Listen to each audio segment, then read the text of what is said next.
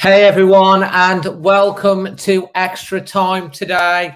The post-match phone-in show with myself, Dazzling Dave, and my co-host, Amy. How are you, Amy? I'm okay. I'm just planning to drink all of that alcohol cabinet just to, drown my frustrations and sorrows. But once I've done that, I'll be all good to go. So it's wish we were here with better things to talk about. But No, anyway. it just seems like every game. I've just got to tell you now, we've got so many people backstage at the moment. In fact, we've got that many people that the backstage area is full. So if you are trying to get on, because I've had a notification that someone else is trying to get on, just keep trying, and you will be able to get on the show. But we're literally, the green room is full of people wanting to talk about this match. And as I say, I've just had a notification come through. So if you can't get on because you've tried to get on with the link, it's only because it's full at the moment. It will empty as we get through the callers. Just to let you know that we've got Ash, Thomas and Michael, Asia, Speedy, Craig, Mark, Scott and Manny currently backstage. And we will get to you shortly. But Amy, before we get to the callers, please, can you sum up in 3 words, how are you feeling? 3. I've got to go for 3. Well, 1 word will be fine as well if you want. Frustrated. I think that's the only word to sum it up really is frustrated. I think we texted earlier in the day, didn't we? And we said that we felt it was a bit of a must-win game. And I think off the back of the Chelsea performance was really solid. And I don't necessarily think that the performance was as bad as some of the ones that we've seen recently. I thought, compare it to Chorley, which was just horrendous, and the Albion and stuff. I don't think it was as bad as that. I did think it was improvement on that. And, there seemed a bit more promise going forward with Jose. He felt a bit more confident in the box. But again, it just nothing seems to be working. I think Palace were that great either. So as a neutral, it would have been a horrendous match to watch, really. Yeah. So it was just classic kind of Roy Hodgson team you'd expect to play, really, is that they'd just get the goal that they did. And I think they said at half time that was what they felt. The commentators on Sky felt that it would just be a 1-0. And that's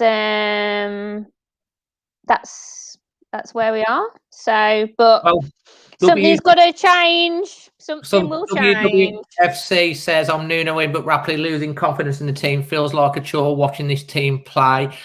Name it, Amy. Have you got a man of the match or not? I do actually today. I didn't the other day, but I do today. I'm going to give my man of the match to Kilman because I thought he was very good today.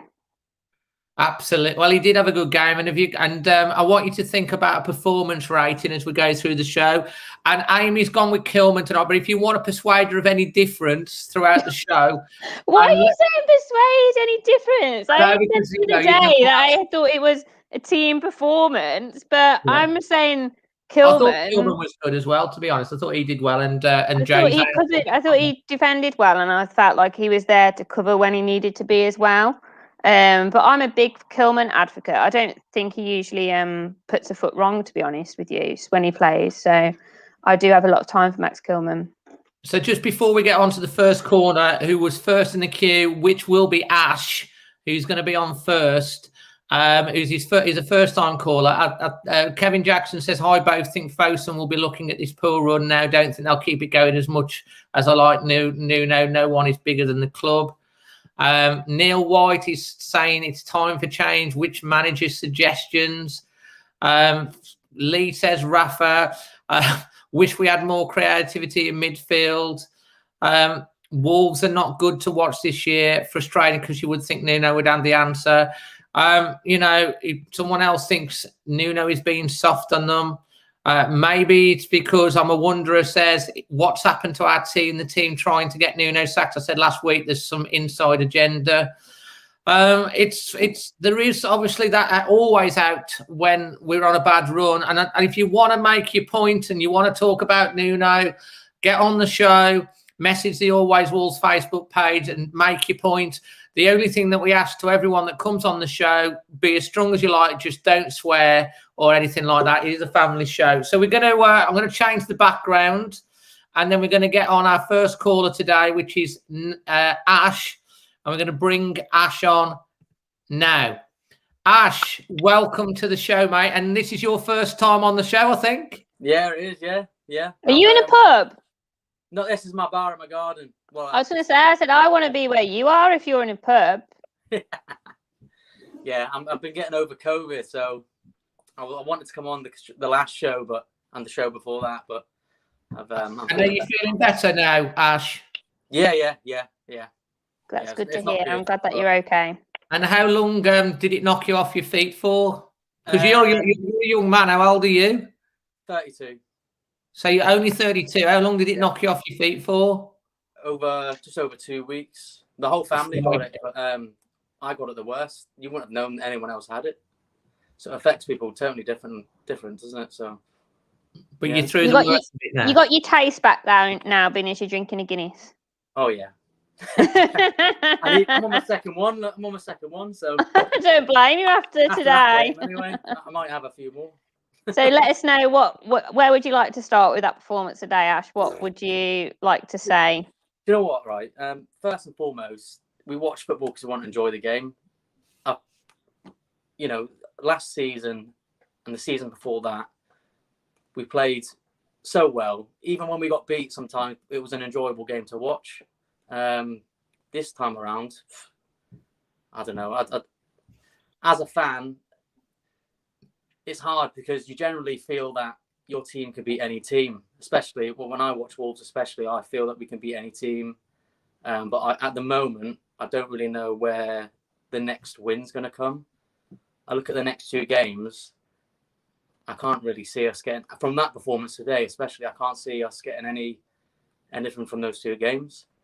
I don't know what you guys think, but. Well, I always think that Wolves like to surprise us. So classic Wolves, they'll have probably play like that today, and they'll probably get 6 points out of the next two games. Then we'll all be sat here next Sunday thinking, I mean, for me personally, I don't think the performance was as bad as some of the ones that we have seen recently. I mean, like Chorley, for example, compare it to Chorley, and I would argue that today was a better performance considering who we were playing, etc. But I do agree with you, the fact that you go to watch, you enjoy watching football for, the love of it, but also we probably have forgotten what it's like. We have been spoiled over the past 3 seasons in that we haven't really had a bad run. We played really fantastic football. It's been exciting to watch all the time. Yeah. And it's kind of, as fans, I would say it's bringing us back down to reality that this is what you have to go through being a football fan. I mean, Dave texted me after saying it's football, which, I do agree with, but it's frustrating. I think the way that, like, you just yourself got over COVID and firsthand what everything is going through at the moment, and you look forward to the football more at the moment because it's the one thing that we've all got essentially. So that's what is even more frustrating because that's one aspect of something that you just really want to do well. So thinking about what would you like to see in a bit more today? What was it that frustrated you the most, or what were you, I don't know, because I'm just a fan, so I'm a football manager. It just seems side to side, far too much. Back to the defence. We don't seem positive going forward at all. I don't know how many chances we created in the game. I think was it 6 chances or something. But those 6 chances, 2 of them I'd say arguably were goal bound, and the goalkeeper made a good save twice. But apart from that, there's nothing. I don't know what it is. Which is funny because when we played the Albion, didn't they have 23 attempts? Yeah. So we've seemed to have gone for all those attempts. Then suddenly we now don't seem to be creating anything at all. So is that because they've not got the counter attackers that it's hard on the system before? Like last season, we had Doherty, Jota, and Johnny and Raul. Like the 4 players, you had Johnny fit, you had Raul fit, you had Jota, and you had Doherty. You take those 4 players out of that squad, that's a massive blow to any side. And obviously we haven't got Jota or Docky anymore, so forget them. But the other two as well. Johnny brings so much, I reckon, to the game and the way we play. We sort of take him for granted, I think. Well, we missed Johnny, and the good news is that Johnny is imminently going to be back, and that'll be like a new sign. But it's going to take him a little bit to get up pace. Marcel as well. I could potentially see Marcel dropping either into the back three or playing on the other side going forward to get us more secure. But Ash, I mean, if you were to give that a rating, I've got 3 questions to ask you. Actually, I'm going to ask the same to everyone that's in the comes on today. 1, your performance rating for tonight. Well, 4 things, shall I say? 1, performance rating for tonight. 2, your man of the match. 3, Nuno in or out. 4, what needs to change for Arsenal? Quick fire answers. I'd say about a 4 rating. Yeah. What was the next one? Man of the match. Man of the match. It's hard to say, isn't it? Especially when you lose. I'd probably give it. Kilman played well. I think he played. I know we lost, but I think Kilman played well. He looks generally solid every time he plays. I don't know why he doesn't play every game. So yeah, I'll go for Kilman. Hoping he'll get a run of games now as well. And you still behind Nuno? Still behind Nuno, or are you faltering? It's hard because I feel quite passionate because we've been through so much with Nuno. It's because it's hard to turn against him. What the question that I do think is how much time will Fosun give Nuno if we keep losing? Will Fosun seeing this season as a transition season, and as long as we stay up, they'll let it slide this season, or are they now itching to get results? And if we don't get results, I wouldn't know about that, Ash. I personally think obviously Fosun see it as a business. Mm-hmm. We're in a pandemic. There's a lot of circumstances that we talk about weekly, such as the short turnaround at the end of last season, no fans, the fact that we've got a squad, we've been hit by injuries, but we have been keep saying that in defence week in, week out, and I suppose it starts to wear a little thin. But I think Fosun, as long as we don't go down, because obviously that would ruin their investment, and I feel that they'll stick through it, and hopefully we'll come through it stronger next year. I think the only worry comes if this run continues for another 4 or 5 games, the pressure is going to really start to mount then. If Nuno was to go, which I want us to stick with him personally, I think Amy's on the same page as me. But there are fans that out there that are starting to question it. And as this is a phone-in show, we've got to air this.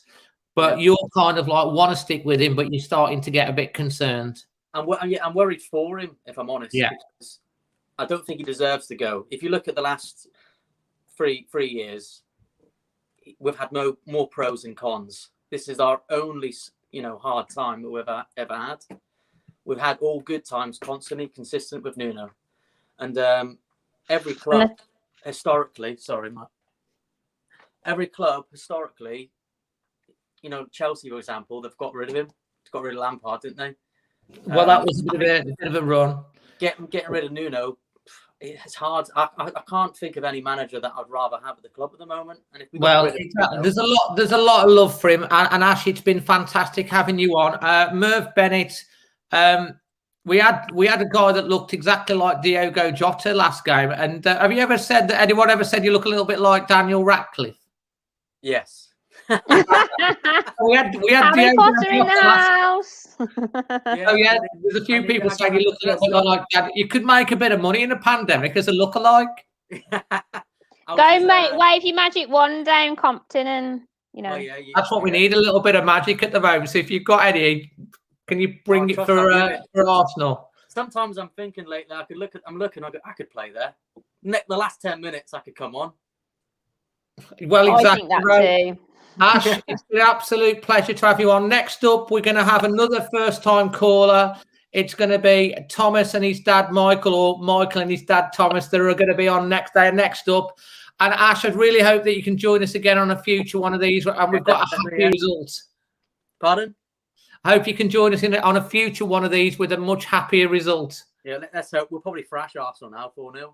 Let's hope. Well, if we do, mate, make sure you come on because you can bring that magic wand and say, I did it. Yeah, Nuno in all the way. Nuno in. Nice one. Cheers, Daniel. Cheers, Ash. Sorry. I called you Dan. All right, Harry. See you later, Harry. All right. Take care, mate. See you later. So that was Ash with his first time. Some interesting views. And we're going to bring on now a young man and his dad, Thomas and Michael. Hi, guys. Welcome to the channel. Hello. How are we doing? Hi, guys. You okay? We're good. Which is Thomas and which is Michael? I'm Thomas. You're in order on your thing. That's good. I'm the dad. You're the dad. I'm the one to blame for getting him into Wolves. That's what I say to my dad every time after every game. It was my dad that got me into Wolves, so it's been passed down. We're all from and live in Peterborough. Oh, right. But we did come down to the games. Well, we did until obviously COVID. Oh, the only football fan, the only Wolves fans in Peterborough. Have you found any more? No, there's quite a few of us, to be honest. All my family, my uncle, my cousins, we're all Wolves fans. So.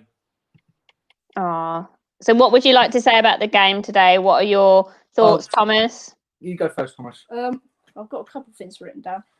Last season, we said coming into this with no Europa League that we have more time to focus on the league. Instead, it seems that we've focused more on the FA Cup from day one or something like that, because we got knocked out by Stoke in the EFL Cup, didn't we? And everyone thought, well, we should have gone for that cup because we had no Europa League. But now, yeah, we looked at Chorley and that wasn't a good performance. I watched it and you looked at what Spurs did to Marine and you thought, oh my goodness, how have we not got at least 2 goals? But I think there's still time for us to stay up. I think we will stay up because we're lucky that there's teams that are worse than us. Just about. Just about.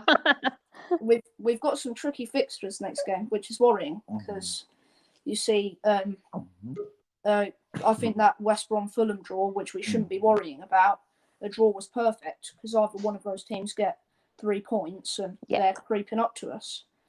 Yeah, definitely. Another thing was the team selection. I thought Moutinho over Neves was ridiculous. I thought Neves has been brilliant in recent games because I thought Everton, he was good.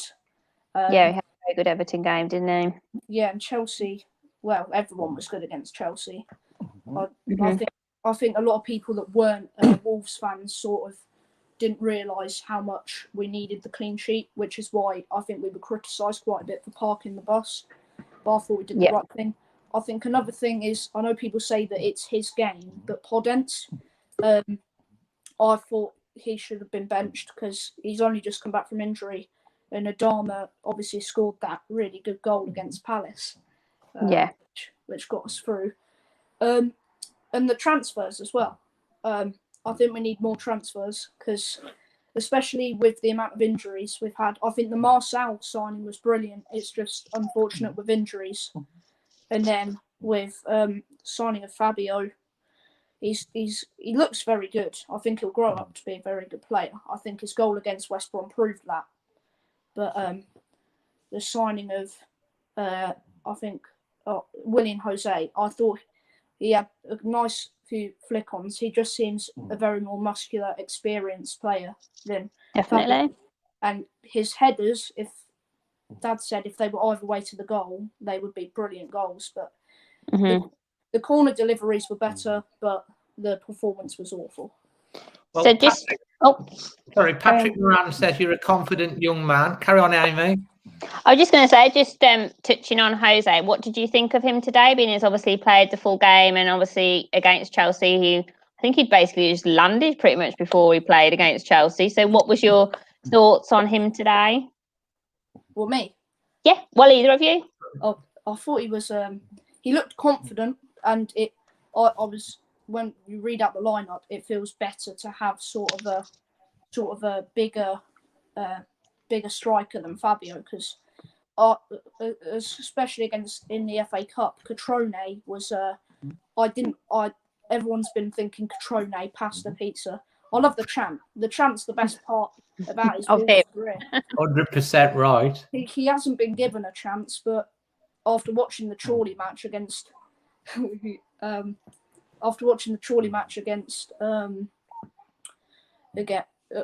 Catrone against Chorley, you expect a striker like him to sort of try and show his confidence, and I don't think he did. He had one shot on goal, I'm pretty sure, and it wasn't good enough. But William Jose seems like the right person. He seems to command the box a bit more, and I think obviously it would have been fantastic today if he'd have gone and scored a goal, but he's only been in the country for like 3 days or something. So I think, but I do feel that will come, and I think that, he could have today if he'd a bit more confident, but he's obviously learning the players around him as well, isn't it? Because, they are professional footballers, but they do need to learn how each other are going to play the ball. So I think for me, that was promising about today, seeing him come in, and I think within a few games, he will find his feet and hopefully find the back of the net. Definitely. So, Michael, Yeah. Thomas, I have to say, you for a young man, I think you're around about 12 years old. Is that what your dad says? Yeah. You talk very, very maturely and very well about the game, I've got to say. And there's been some fantastic messages, a couple of messages here that says that has you as a future manager, or you could go and have a chat with Nuno yourself. But Okay. Michael, you obviously watched the game. What's your take? Well, I think, to be honest, I think whoever we've got up front at the moment, they're not going to get a lot of service. As Ash said, we're constantly passing this ball sideways and backwards. The only time you have any sort of excitement is when Neto or Adama gets the ball. And I think there's a lot, it's as if we give the ball to them and wait for something to happen. Then Donker, Matinho, it's just constantly sideways passing. Even the fullbacks that get forward, they bomb forward, get the ball, and then it's just a pass back. And I think today showed like we created so little against a team like Palace that aren't particularly full of talent. And I think to an extent now we've been exposed for having a small squad. We've been really lucky with injuries for the last 2 years. And I think a lot of teams now will have realised stop the counter-attack and you're halfway there against us. And I can't see a plan B at the moment. I mean, I'll be honest, I'd hope that Nuno's got enough credit in the bank to be given the chance to work through this and pick things back up, because, we've had an amazing 3 years, really. We couldn't have dreamed of the last 3 seasons, finishing 7th twice, when we're languishing near the bottom of the championship. So I don't think we could improve on a manager by getting somebody in with instead of Nuno, although Thomas thinks Eddie Howe. But I'm firmly in giving Nuno more time. I think he's earned that time, to be honest. Are you the same as well, Thomas? Do you think the same? He should be given more time? Yeah. I can't see us having the wage bill to get people like Allegri, considering the signings and obviously wages. If we want to keep players on the form we're going, players will want more to stay. And before we got on to our next caller, which is Asia, and she's over in Parma in Italy, would you believe?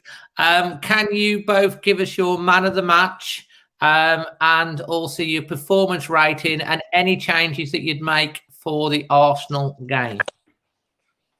So our little girl's just come in.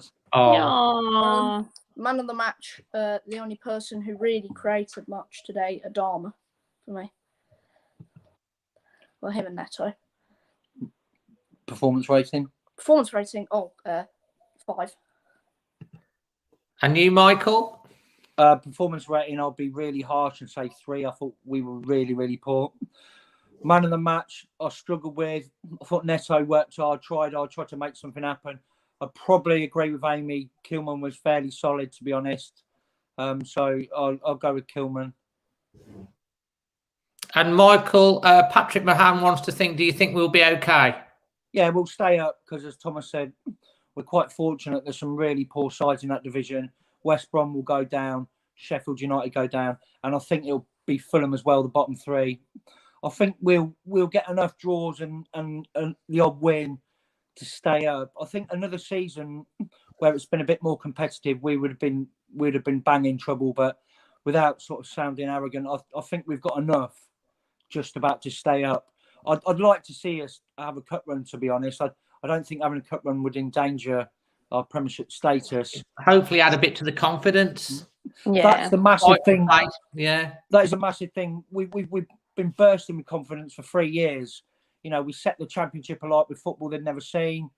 And, you know, our first 2 seasons in the Premiership, we were fantastic. Lots of plaudits, you know, from everybody, the likes of Lineker, other managers.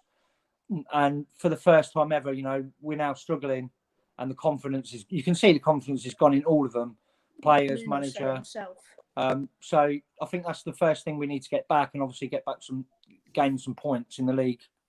Well, it's been an absolute pleasure having you both on, and you've made your debuts tonight. So I do hope that you enjoyed coming on with me and Amy, and feel free to come back in the future. Hopefully, you never know, we might go and do it against Arsenal again. That'd be so typical Wolves, wouldn't it? Let's hope. 6 points against Arsenal and Leicester, and then everyone's smiling again. Yeah. that's football. That's It is. football. That's why we love it. That is why we love it. Thank you very much, and we look forward to you joining us on a future show. Some brilliant points. Thanks, guys. Someone said in the cover, proud dad moment. You should be well proud of you, mate. You've spoke so well. Well done, mate. Thank you. Brilliant. Thanks, guys. So what a lovely young man. Oh, what a lovely family. Absolutely lovely. It's always nice when we get a youngster on with their parent. We had little Ria, who's a mini Amy, with her dad as well. But we're going to go all the way over to Italy to one of the international fans to get a female perspective as well on the game, and that's Asia from Parma in Italy. Hi, Asia. Hi. Hi, Asia. Hi, Amy. You okay? Yeah, thank you. Before we get on to talking about the game, we have to say that Amy is one of the biggest Robert Plant fan going, aren't you, Amy? Asia, sorry. I was going to say, he's all right, but... Asia, you are, aren't you? Big Robert Plant fan. Yeah. So what would you like to say about the game, and obviously in your normal, unique style? Okay. I'd say I agree with Amy.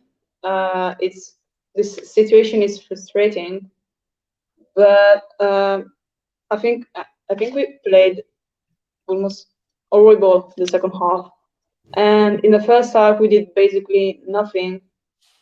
But I'm not even angry, you know. I'm just really sad because, okay, we're playing bad this season. Last season we played good, but remember where we were a few years back.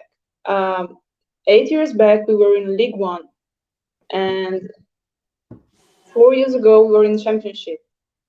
So I'd just say it's a bad year, but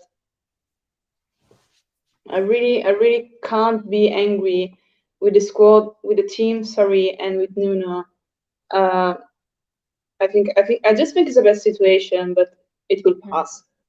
It's like that phrase, isn't it? I'm not angry, I'm just disappointed.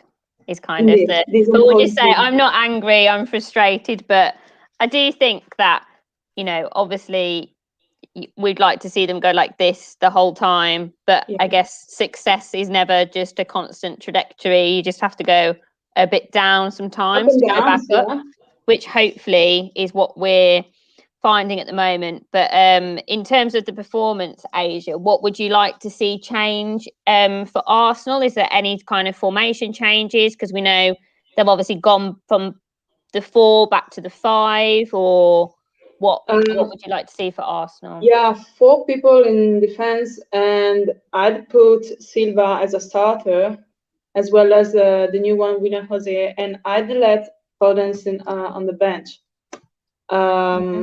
I'd use him as a jolly. I don't know how to say that actually in the second half, but I'd left Moutinho on the bench as well. Actually, in the next game.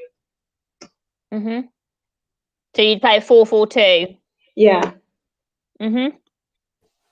yeah, I think it's the best solution against Arsenal. Yeah, is that because Arsenal are quite attacking? Because at Arsenal, to be fair, we think Arsenal they were obviously in quite a bad run when we played them last time, and now they Yeah. seem to have turned it around. So teams go in bad runs all the time, don't they? And we saw Newcastle win today in that early kickoff as well. So we've just got to hope that we can turn it around soon. And it is just a bit of a blip in the system after what you've said, it being an amazing 3 or 4 years. So yeah, hoping a draw, maybe a win. It's Arsenal is strange. I mean, they just played against Man United and they did a 0-0. They're not doing that good this season. So yeah, hoping a draw, maybe a win. Who knows? So have you got Asia, your man of the match, and do you have a performance rating from today? And is there anything you would change for Arsenal? Man of the match, probably Semedo. And what was the last question? Yeah, performance rating and anything you would change if you were the manager for Arsenal. Oh, I think it's a 5, the ratings. And yeah, as I said, I changed the midfield. Basically the midfield. Would that mean would you switch it so that you've got 3 in midfield, or would you switch the players? No, as I said, a 4-4-2. 4-4-2. So yeah. which midfield 2 would you start? Oof. I don't know that actually.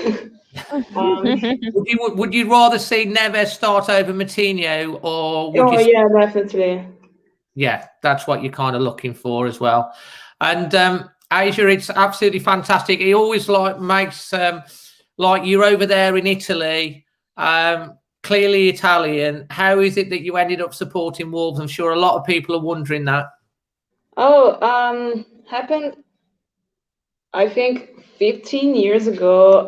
My father used to listen to football matches on the radio because we didn't have a TV, and it was Serie A and Spanish Liga and Premier League and Championship and League One. And I just heard this really strange name, this squad called Wolverhampton, and I really had no idea about the team. So yeah, I just I think I started reading sports magazines, and I started to learn something. And when we got a TV, I started to watch Wolverhampton playing, and I really liked the team, the history, the stadium, the colors, everything. I just literally fell in love, and yeah.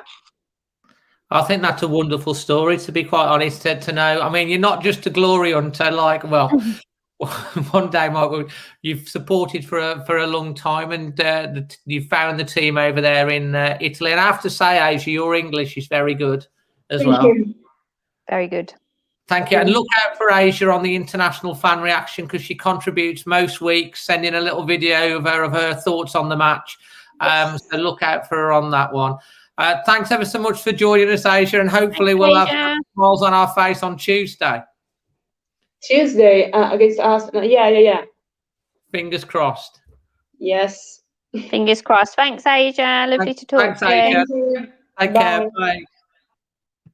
So next up, we've got a young man called James. We're going to bring on for his thoughts. Hello, James. Hi, James. Hi, Amy. You're right. Yeah, good. Thank you. How are you? I've got. Sorry about this, but I've got to admit that I'm autistic. So if I do stumble on any parts, I do apologise. Oh, no worries at all. Take your time. Sorry, I just get a bit overwhelmed. It's not you or anything. I just get a bit overwhelmed. I've written down some points. If I could read them out, or do you have to? Are you No, read them. If you read them out, read them out for us. Oops. Oh, sorry, I apologise. I'm trying to do my iPad at the same time. Sorry. Take your time. Lovely for you to come on the channel and put over your thoughts. That's what it's all about, mate. Thank you. I do appreciate the opportunity. So I think a centre back is needed for cover. Also, new players need time, like Nori, Semedo. I think Nuno, in my opinion, as a neutral, because obviously you've got Wolves have finished 7th consecutively. Sorry, I'll start again. Wolves have finished 7th in their first 2 seasons back in the Premier League, and I think that's a massive achievement. Also, obviously, Wolves have won the Championship. Obviously, once the injured players come back, obviously it'll be a great boost to the side. Obviously, for confidence. And like Amy and you've said, Dave, and all the other talkers so far, football is a funny game. It's a cruel game. It's a great game, and obviously it's a sad game. And no Wolves, like you say, would probably beat Arsenal. Also, I would have started Neves today. I think Neves is like a De Bruyne. He likes to control the midfield, like pulling the strings, switching the play. He's very direct. Wolves always struggle, in my opinion, against the teams that aren't doing so well. Like Crystal Palace, in my opinion, aren't doing so well at the minute. Probably why Wolves struggle. But say if like they're playing like a Liverpool or a Manchester City, they do well and they're more up for it. And obviously the fans know it's a massive game. So like when you're at Molineux, you both of you. If you say, "Oh, we've got Liverpool this week," your self-esteem and your confidence is always, you're buzzing, aren't you? If I said, "Oh, it's Crystal Palace," you'd be like, "Oh, we've got." Or if you got, "Oh, we've got Palace." Not offense to Palace or any of the so-called teams that ain't doing well, but it's more of a. It's not as exciting, is it? You can't get into it as much, yeah. Not really, no. You're like I remember the Liverpool game and the Manchester City game. Me and my mum were in the South Bank, and like I brought a Wolves snood. I goes, "Mum, Wolves are going to win this 3-2," because obviously they went 2-0 up. My mum goes, "Oh, here's 5-0 City." I goes, "No, I have faith in them." And I put my snood on. I goes, "They're going to win this 3-2." And what did they won 3-2? And I goes, "Hey, Mum, Doherty like that." And she was like, "How do you know that?" I goes, "You have to have faith. Football's, like I say, football's a cruel game. It's a sad game, but it's a great game as well." And I think Wolves will finish about 10th this season, to be honest with you. I'd take 10th at the moment, James. I tell you that for nothing. But yeah, I think obviously, like I said, you finished 7th. Sorry, I know I keep saying you. I've got to admit, I do follow Liverpool. I do go to Anfield a few times, but also I do follow Wolves, so they are like my second team. But I do really like Wolves because my mum's a massive Wolves fan. Unfortunately, she can't be on the show because she's had the vaccine for obviously coronavirus, and she's exhausted. But then WWFC says 10th would be amazing. Stuart Kelsall says I'd take 10th now. I think we'd all take that right at this point. James, if I think, like as I say, you come on, it's very brave of you because, like as you say, being autistic and everything, and having the bravery. I've got to say a lot of credit to you, young man, for coming on here and speaking live to all of these people. That says a lot about your inner strength as a person, mate. And you're making some fantastic points. Just to finish off, James, what would you say was your man of the match tonight, and what would you give the rating? Before I said my man of the match and the rating, I don't want to apologise about my iPad for falling over. Don't worry about that, mate. It's not a problem. Don't be silly. And just before you go on to that, JH Games says, "Hi, James. Love your notes. Keep it up." Thank you. I do appreciate that comment. I agree with Amy Kilman. To be honest with you, I think Kilman's a very good youngster. I think when he first came in, my mum was on. My mum, she's not a negative person, but she just get a bit distraught. And so I do look away from the camera as well because I feel like I can't talk when I'm looking into the camera. So I do apologise. That's fine. Carry on. I think Kilman, when he first came in, I think my mum said, "Oh, she was a bit unsure because he's so young, but he's so strong and he's got like leader qualities like Cody." And when I said about a centre back needed for cover, I think Wolves need another Connor Cody. Obviously, I think it's not impossible, but I think Bolly's a great defender, but I think they do need another centre back. My rating would probably be for the first half about a 5, and then I'd probably say a 5 for each half, to be honest with you. But I'm not going to lie, I do feel a bit distraught for Wolves because I think they're a great club, and I do feel bad for Nuno. I think because obviously the pandemic's been hard for myself. I'm not going to lie. Obviously, obviously being autistic, I like routine. And obviously I used to work, but I don't work anymore, so my routine's been broke up. So it's difficult for me for like my senses. So understanding about I'm in lockdown. But I've got used to lockdown. My mum's helped me a lot. She's like my carer, so she looks after me a lot. But yeah, I think Wolves will be fine. I think Nuno like I've mentioned the points I've said, to get 7th consecutively for 2 seasons with a small squad, which he does like he has mentioned, is, in my opinion, is unbelievable.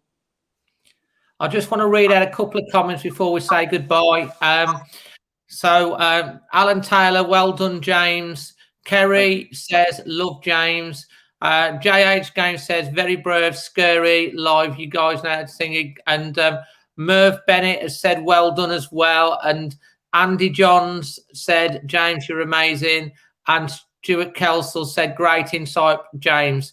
And the thing that I just want to say, James, for you, this is a big thing coming on live. And you can see all of these wonderful people that are watching you now, giving you the encouragement and giving you all the big ups. So congratulations for coming on, James. And I hope you'll come again in the point. That's okay. Sorry. I apologize. I know it's your chef. I feel like I'm taking over. I apologize. No, carry on. No, carry on. That's fine. Asia likes Robert Plant. Yeah. It's linked with it. It's linked into what I'm going to say. So I'm a massive fan of Queen. I'm besotted by Freddie Mercury. I think obviously because Robert Plant and Freddie Mercury around the same time, Led Zeppelin and Queen. And I just wanted to make that point. I think obviously Robert Plant's like his vocal range and his power and his voice and his stage presence was like Freddie. So I do miss Freddie Mercury a lot. But fantastic musicians, both of them. Like Freddie says, the show must go on. Wolves will go on. The show must go on. Absolutely, and we've got backstage. We've got Craig, we've got Scott, we've got Mark, we've got Asia and her dad, and next up we've got Manny, and I think Jason's just joined as well. So next up we've got Manny, Jason, absolutely, James just doing the James, absolutely brilliant today. I'm just saying we've got Jason join us backstage in the green room as well. Well done, mate. We'll be on to. Do you want to come on to another game? She'll come on when she's a bit more energized. Absolutely.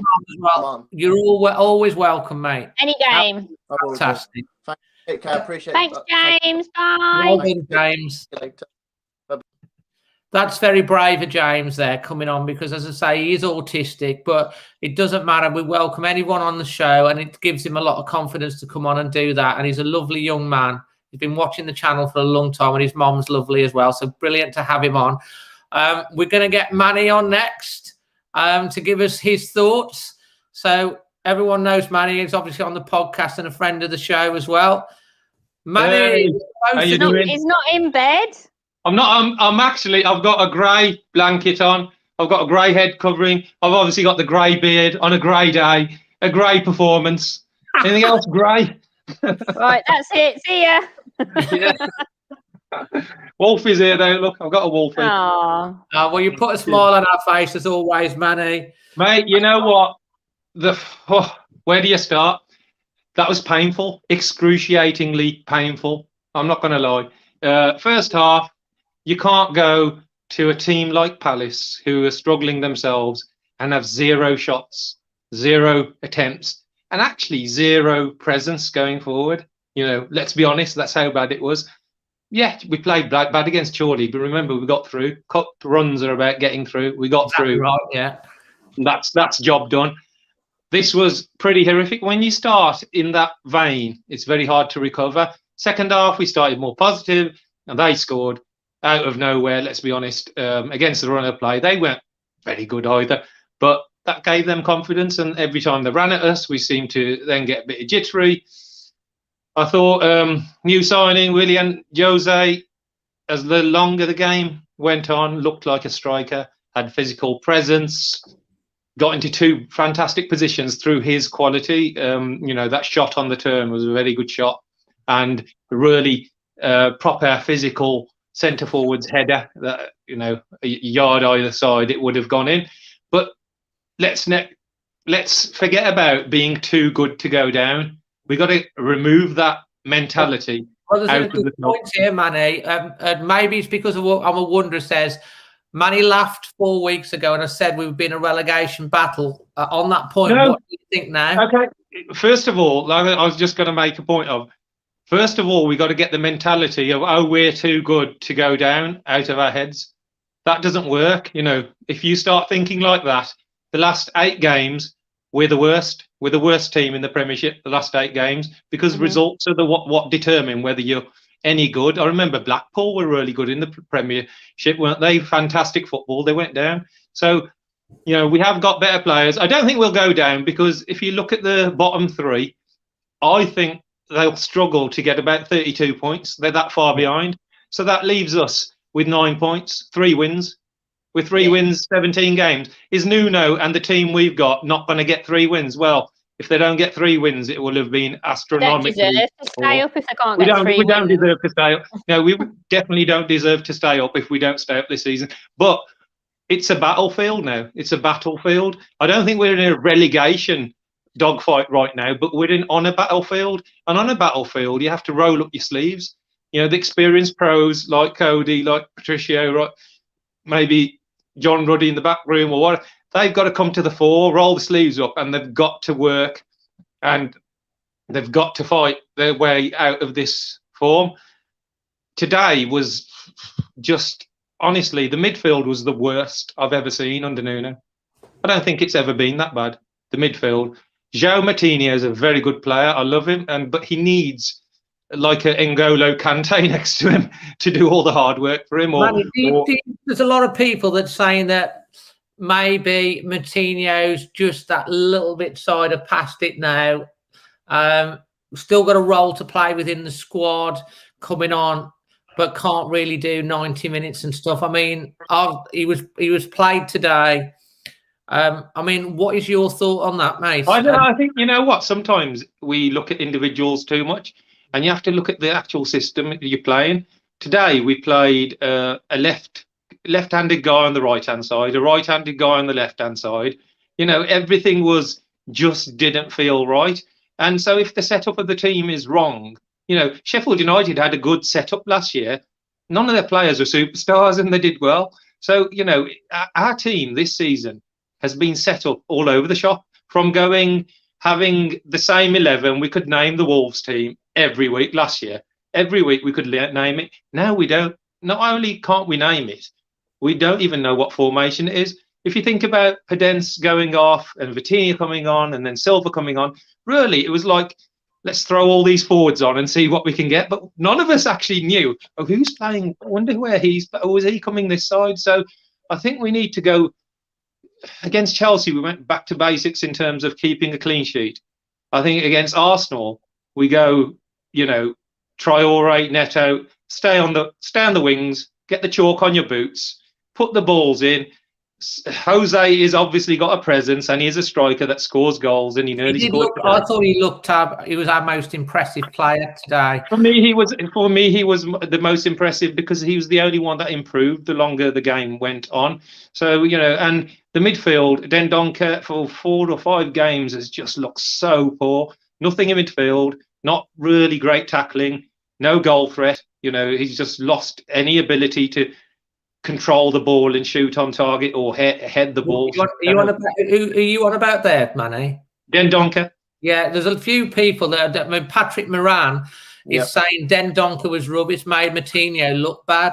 He was. Moutinho needs a really dominant centre midfielder next to him for him to play. So if that person is off form like Dendoncker has been, then Moutinho will struggle. Now, the mystery was, where was Neves? You know, but Neves' wife is due in about a week and a half, and she's been stuck in Portugal. I don't know. Maybe there's something behind the scenes, and maybe his mind hasn't been on things, or maybe there's something in training. Only Nuno knows that. We can all guess, right? So, if for Arsenal, I'd have Neves, and I actually would have Owen Otasowie. I think, you know, the few games he played really well. He's got physical, strong running ability. He gets up and down the pitch, and I think those two. Neves spraying the ball to 2 wingers. Traore had a really bad game against Chelsea, but we didn't attack against Chelsea. As soon as we get a striker to play with physical presence, we didn't play Traore. Well, That's like, Neil Jones is agreeing with you. He says in the chat, Otasowie should be given more chances. WWFC says it's clear that the midfield is a problem, especially when Neves doesn't play. And Peter Kane says, Manny, if you could bring in a centre half or a midfielder, which one before the deadline? What would you go? Not going to sign anyone else. The deadline is a couple of days away. Let's be honest, it would be a complete and utter out the blue panic signing, I think, if we did get anyone, because who's available of that? I think that's a situation that you address in the summer. We've got enough to stay up. Let's be honest, we have got enough to stay up. It's up to the players to roll their sleeves up and actually prove that. And the longer it goes without, I'm not worried about the run of the games. I don't care about the run of games. Arsenal, Leicester, Southampton, Leeds. We've just got 7 points from United, Spurs, Arsenal, and Chelsea, and we've got 1 point from Burnley, Brighton, West Brom, and Palace. So Wolves can beat in the league. We can beat anyone. Anyone can beat anyone. Amy knows it's not about the opposition. It's about us, how we set up and how we play. If we play to our strengths and the players we've got in the right formation, in the right setup, teams are fearful of us because they know, but we're a bit of a soft touch at the moment, and we need it turning around very quickly, because the longer it goes on, confidence does drift away, and there's no fans to G anyone up, which is a big factor. We know that, but that's the same for everything. We can't. It's not a time now to make excuses. It's not a time to say, oh, but this, oh, but he was injured, oh, she was in, oh, it's not. That's gone now. This is time. You're on the battlefield. You want to leave it with your tail between your legs, or do you want to stand up tall like a warrior, chest out, and fight for your right and your position in the table? I'm ready to fight as a fan, and I hope the players are. I think that's exactly it, Manny. I think they really have got to step up now, and I think it's is it 10 games now without a win? Is that in the Premier League? Eight or nine. Eight or nine. No, I don't know. But it's the worst. We got 3 points, and Sheffield United and West Brom have got more than us. So in those games, and we've had games against those clubs. So we were leading. The dilemma I see for Nuno is goals win your games. Today we didn't have a threat. So this season he decided, because we missed out on goals scored last year, we needed to increase our goal output. He went to 4 at the back when 5 wasn't working, and suddenly we created 25 chances against Southampton, created 23 against West Bromwich Albion, created countless chances against Brighton, but we started leaking goals. And drawing games and losing games where we had scored. So he went back to clean sheet mode.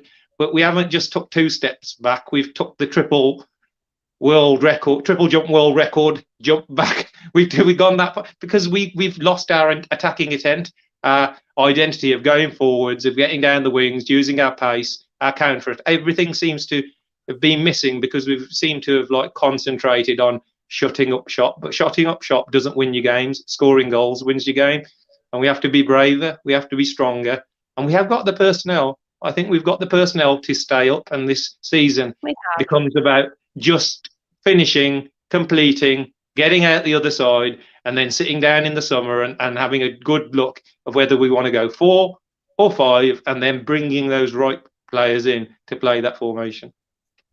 Fantastic. Just before we get on to your man of the match and your performance rating, and if the midfield is a problem, would you be willing to switch to 5-3-2 to get more bodies in the midfield? To be honest, I think he'll stick with 5. I would go 4.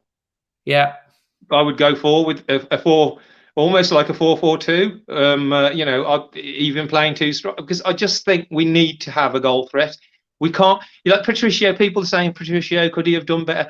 When you've scored no goals, every goal against is analysed. Oh, we conceded a goal. If we'd scored 3 goals against Palace today, nobody cares about Patricio not getting down quickly, because we've still won the game.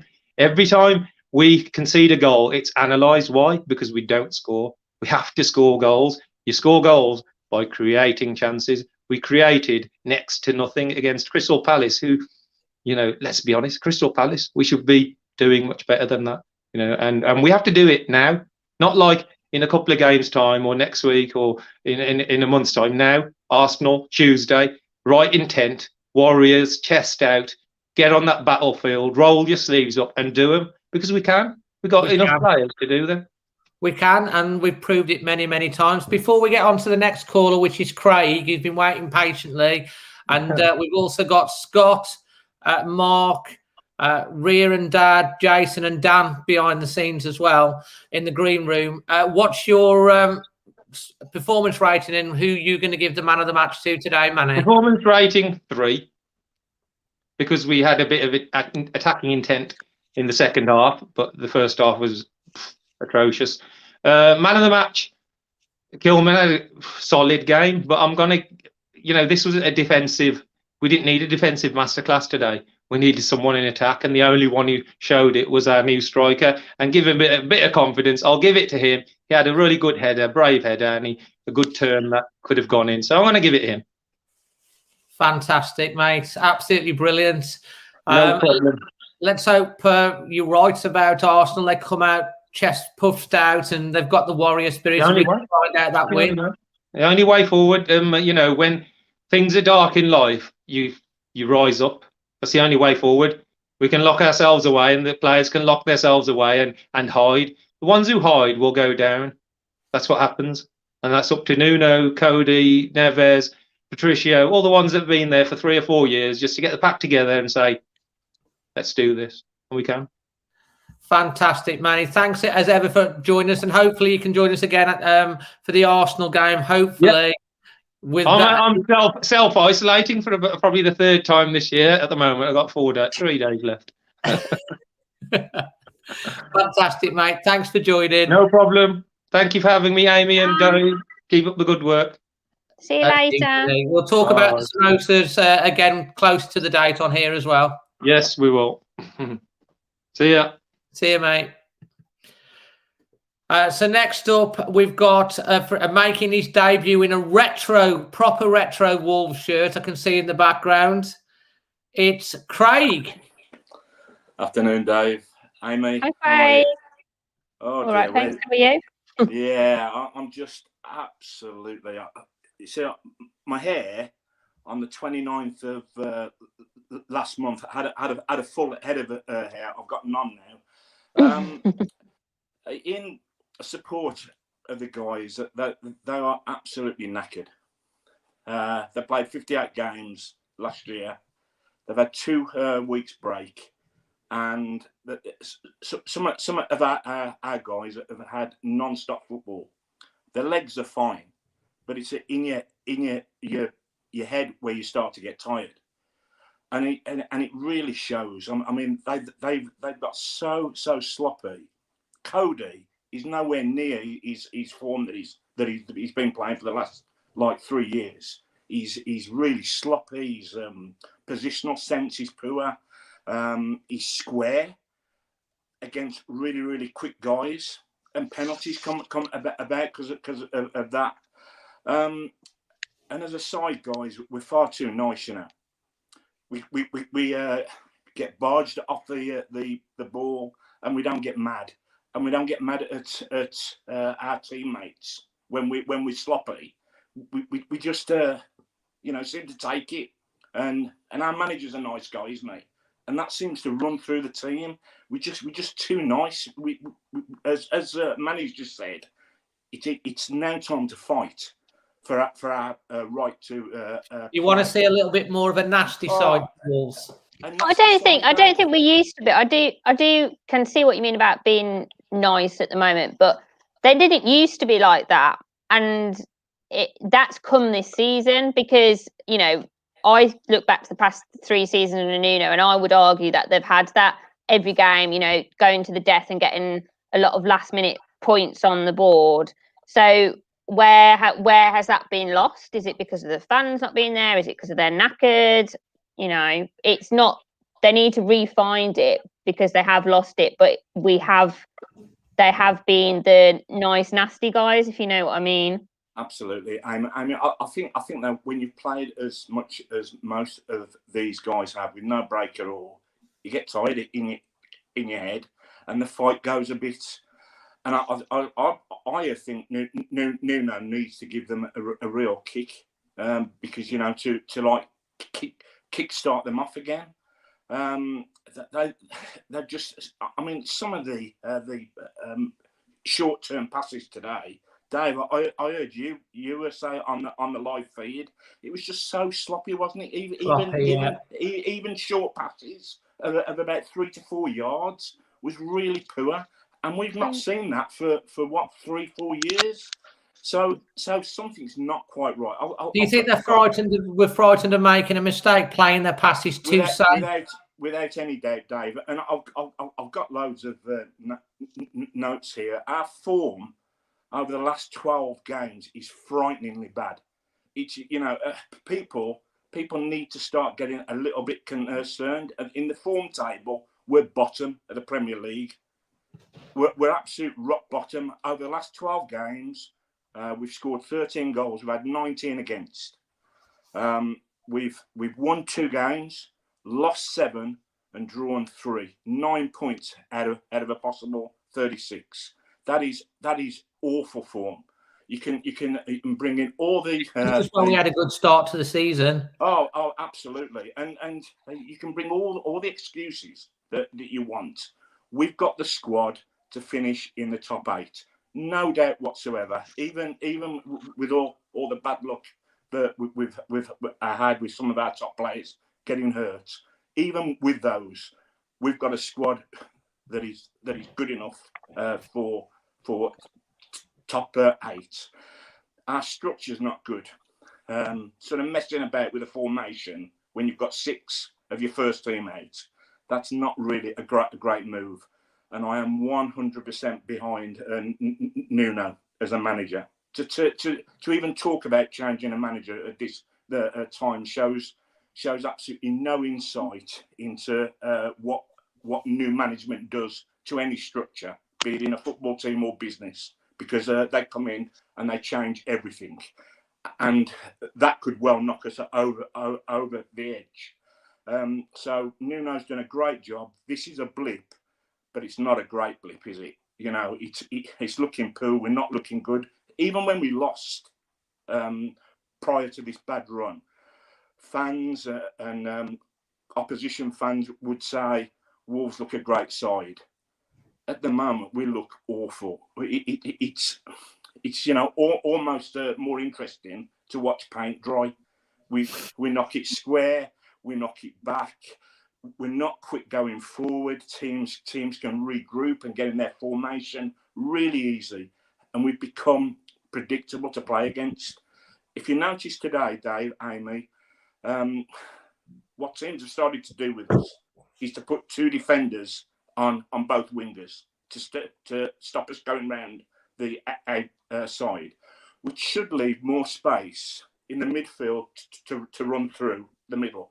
We've got no midfield player taking that space in the middle. We've got no midfield players that come onto that ball in the middle there.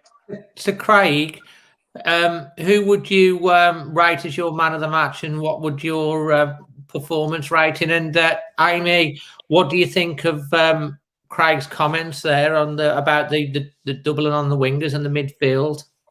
I think that we know we've got pacey wingers, haven't we? With everything goes down the wings with us. So yeah, I can see your point, and I can see that's obviously what the obvious thing would do to set up, but they've got the quality that they need to be able to work on that to play down the wing, because we shouldn't change, we shouldn't change how we play necessarily to combat that. So it's within the players and it's within the coaching squad that they need to work out, right, if that's how teams have found us out, then we need to do it differently. So, try it down the middle. I think Traore did play a few games down the middle, didn't he? Previously, I think someone said it earlier, I do think Traore should have started today, because I don't think I agree. Full match fitness yet. So I think to start him over Traore, and Palace, they look scared of Traore. Everyone, and he might just be a mental thing, but when he came on, he did take it to them, and he just didn't have. Neto, I didn't think had a great game in the second half, particularly. I thought it was there in the first half, but I'd have started with Neto and Traore out front on the wings today. But Do you both feel worse because we've had like 3 years where it's been just absolutely amazing, and this is our first run of games where not only we losing, but we just look very, very I think average. as any Wolves fan, I think you always think as a Wolves fan, there's something going to go wrong sooner or later because we're not used to having constant success. And for the first time in a long time since Fosun come in and then Nuno, we've got better and better and better. Every year's been a step forward, and this year has been a big slap and knock backwards. So but this season, I think it does feel like that. But for me, this season is just odd. Everything about this season is just completely like to use that word. I hate the word, but unprecedented. It's more so than finishing this season off last year. It's just so up and down, and I think all clubs have felt it in some way. And everyone's got to play without fans, but for Wolves, fans are the 12th man. I would argue more than majority of clubs in the Premier League.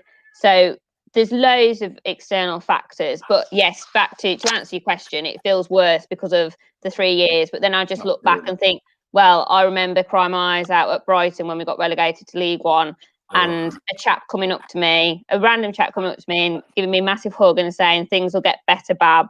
And that's what I always remember and tell myself when I watch performances like today, that things will get better, Bab, because they do.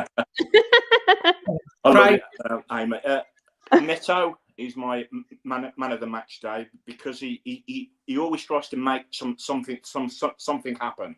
He's always trying to score a goal or get through. So Neto, my overall score today was same as Manny's was 3 out of 10. And my last thing, I would change the formation. I'd go 5-3 or 3-5-1-2. Playing 3 up front leaves us really, really short. 3-5-1-2 is 11. You mean 3-5-2? 3, yeah. 3-5-2. My apologies. Yeah. I've got.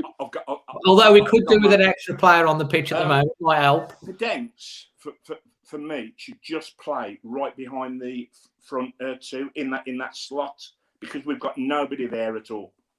Yeah, and I like to see sometimes the Dharma going down the middle as well because I do think, as you've pointed out and Amy's pointed out, that they do tie him into a corner and he has to go past. Whereas if he's going through a more central area, he can go left, he can go straight on, he can go right. He's got more space to run into. But he's a bit of an enigma. And Craig, an absolutely fantastic call. And thank you. Thanks, Amy. Thanks, Dave. Thank you. Hopefully you'll come on a future one as well too. When we've won. Cheers, Craig. Thanks. You take care, guys. Thank you. So that was Craig with his points. And just to let you know, we've still got Scott, Mark, Rhea and Dad, and Jason backstage, who's bathed the baby. Apparently today is on bathing duties. Next up we have got Scott, who's going to be up. He's the chairman of Bushbury FC as well. Hey, Scott. Hi, Scott. Are you going to put Bushbury FC on for us instead? How do you think they'd do? To be honest, a lot worse. Bushbury's a work in progress. Let's just put it that way. Wolves, then, to be honest. I think going into Wolves, I think it's one of them where we need to understand what's happened from the beginning of this season to where we are now. We arguably finished the longest season that we've ever had in our history last season. And we had, about 2 weeks rest, no pre-season, no preparation. And then you had new players coming in who didn't really get a chance to settle and get used to the players around them. And then we get off to a good start and you think we'll be all right. But then one by one, we start seeing our leaders on that pitch start to go with injuries. And one by one, our team's getting chipped away. And then that Jimenez incident knocked us for 6. Nobody was expecting it, and it really shook the core of Wolves as a whole, fan base, team, everything. and it's just got worse ever since then. But the thing is, we're in a situation now where this team that Nuno's put together has never been in before. We have won the championship, then we finished 7th in our first season, finished 7th in our second season. So you could say that all we've had is good times. So these lads are only used to having success, and it's one of them now that we're in a dogfight, and it's going to be tough. Do I think Nuno should leave? No. I think Nuno should be in this with us to the end. And if it does go to the point where we do get relegated, which I don't think is going to happen, I'd still want to keep Nuno, because I trust Nuno probably more than most fans, because I saw something in that championship season where I'm going to home and away games, seeing a Wolves team that I've never seen before play a different way that I've never seen before, and it just felt special. And then that Bristol City away game when Bennett scored that winner, everybody's going nuts. I got lifted in the air by some big dude that I've never even seen before in my life, like a scene out of Dirty Dancing. And then you go into the coach and you see what Nuno's reaction was in the stands as well, because he got sent to the stands at that game. And you know how much it meant. And it just, I don't know, there was just something that this was different. And then we come into the Premier League with the basis of, we've been told in the press, and you see it on Sky and BT, that we were the Man City in the Championship that season. So everybody's expecting us to be, we're already a Premiership team in their eyes. We're coming into the Premiership and we'll do well. And we did. But we got into Europe. Nobody was expecting that, not even us. And then to go into Europe and start a season earlier than everybody else, still achieve getting to the group stages, then achieving to get out the group stages, to go all the way to the quarterfinals, to only lose to the winners of that tournament.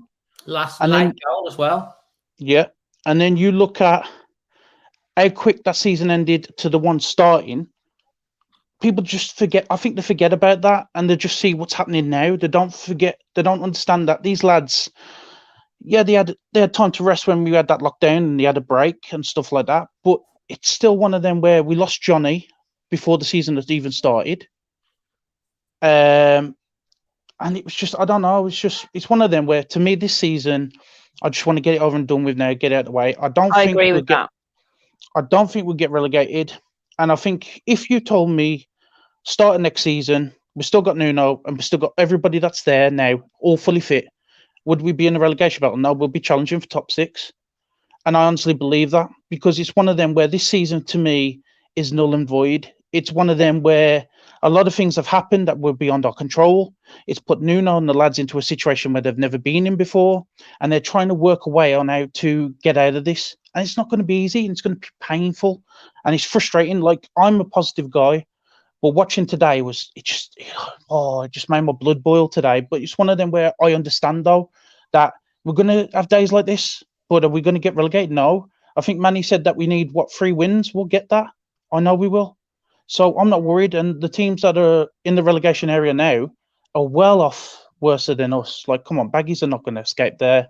Sheffield United, I highly doubt, are going to get out of there. And I can probably see Fulham not getting out of there either. So for me, let's get this season over and done with. Let's not press the panic button just yet, like a lot of people on Twitter and Facebook are doing right now. Just relax. There's always a meltdown when you're on a bad run and you lose and stuff. That's what happens. They all come out and there's. I mean, Amy's like me. We're quite positive people. I think you are the same. Trying to keep on with the positivity, Scott. It's one of them where we've got to be in the trenches with him. We can't be by the side of him celebrating a championship title, European football, 7th place finishes in the Premier League, if we're not willing to be in the trenches with him if it's not going our way one time. Yeah. We need to be by the side of him going, look, we know this season's rubbish. We know there's a bigger issue in the world right now with COVID. We know you can't see your family. We know you're suffering with the fact that we haven't got the players that we need right now. But we're here with you, side by side, and we believe in you. We trust you. We trust these lads and Fusen to get us out of this mess, and then next season go again fresh. Yeah. I think you've made some great points, Scott, and it kind of sums up exactly how I feel. This season is a bit null and void, and you don't want to wish your life away, but I think we'd all quite like to fast forward in time for more reasons than one at the moment, just to get to the other side of this situation that we're in and the season itself, because it's not a proper football season. You know, football for majority of us is being able to go and that whole experience. And I think one of the things that I feel watching it week in, week out on TV, you just feel quite helpless as a fan. I think when you're there and you feel like you can get behind them, and you can, in these times, you can get behind them more because, you know, your voice can be heard almost, but it's difficult. And people go on about it, just like I'm not on Twitter because I find it quite toxic, but I think if, you know, people need to remember that people read things. So it's, if you everyone's allowed to be frustrated, but just channel those frustrations in the right way, because players do read what's on Twitter, and we want them to be in a positive, and we want them to get on that battlefield in that fighting mentality. So reading negative things on Twitter isn't going to help that. So if you want to be supportive and you want to be a fan, then please think about what you write online, because it's hard. Well, you touched on it there. Like, you got to think on, before Nuno came to us, did we really have the 12th man? Not really. We had the hardcore Wolves fans that would go in a rainy day in League One. And then you've got like the average fan, but the people that we've got now who made the stadium up were new fans that were skeptical at first, but now can see something good building here. And all of a sudden, Nuno got this city to fall in love back with its club. And you see that, especially when we won the championship and we did the parade, you saw the amount of people that came out for that was insane. And it's one of them where we've lost that now. So Nigel Vernon says, Scott, and Scott, I've got to say, I think you make some really good points, and really well-constructed call, to be fair, as well. And like what Amy says, Nigel Virgin, I think there's a few people said, well said. Nigel said, time to stick together. Unity is what we need, not separation. And coming on to your point and what Amy says, it's kind of like, I can see why you'd want the season to be over, and you want to get to the season, still be in the division, let them have a proper rest, hopefully get the worst of the coronavirus out the way. Let them have a proper rest, see their families, recharge, re-energize, come back with a fully fit squad, hopefully have a good transfer window in the summer. And I'm like you, I've said this to a few people, I think, although this season's been tough for so many reasons, if we can get through it and get to next season, I think we could have a very strong season next year. That's my personal view.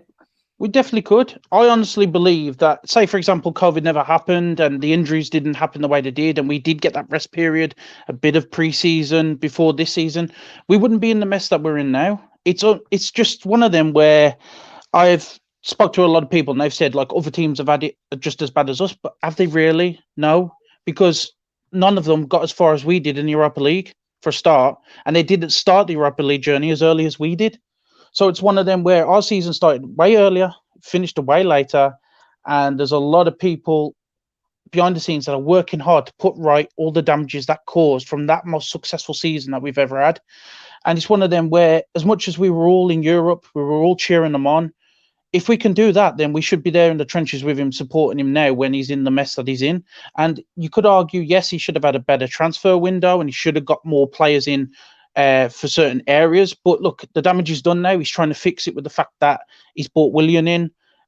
He's trying to fix it with the fact that players are returning now, with Podence came out of nowhere. Johnny and Marcel have already put on social media that they're on the way back. Then the news that Raul will probably feature at some point during this season. So for me, I think we're going to end this season strong. And I honestly think that we've got nothing to worry about. We just need to see through the frustrating part right now. Fantastic, Scott. And before we just get on to our next caller, which is Mark, who's been waiting patiently for a long time, your man of the match and your performance rating, Scott. Performance rating, I would say 5. Just purely because we did have some attacking options in the first and second half, not something to write home about, but you saw the fact that, like, some of the crosses that came in, Jose just wasn't there, and that's just him finding his feet with the club. The moment he finds his feet, he's going to be at those crosses and he's going to be putting chances away, and you saw that when he had that one chance. That was a great save from the Palace keeper. Man of the match is either got to be Kilman, and for what he did, or Neto, because Neto was probably the only one that looked like he was everywhere on the pitch, trying to win the ball, trying to get the attack going. But as for Jose, I think Jose did a good shift, but you can see still he's just finding his feet, but he'll get there. Scott, an absolutely brilliant call. Thank you, Scott. Thanks for making your debut. And we're obviously wishing them well for the Bushbury Hill. I will come and have a football session with you at some point, mate. I know you've invited me a couple of times. Let's just put it this way. This debut on here has been a lot better than my Bushbury debut. So let's just put it that way. Fantastic, mate. And I hope you come on again and join us again, mate. I know. I will do. Thank you very much, guys. Thank you, Scott. Keep up the good work. Thank you. So that's Scott with some great points. And next up, he's been waiting very, very patiently. We've got Mark. Hello, Mark. Hi, Mark. Hello, Dave. Hello, Amy. How are you? Yeah, fine, thanks. How are you? I'm very good, thank you. Very good. What's your point that you'd like to make? Hello, Dave. Hello, Amy. How are you? Mark, you might need to turn your sound down. Very good, thank you. Sorry. Well, do you know what? Okay. Mark, we can still hear the reverb. You need to put it on mute, the sound. So we can hear you. Is it okay now? That sounds better. Okay, Yeah, carry on. Okay.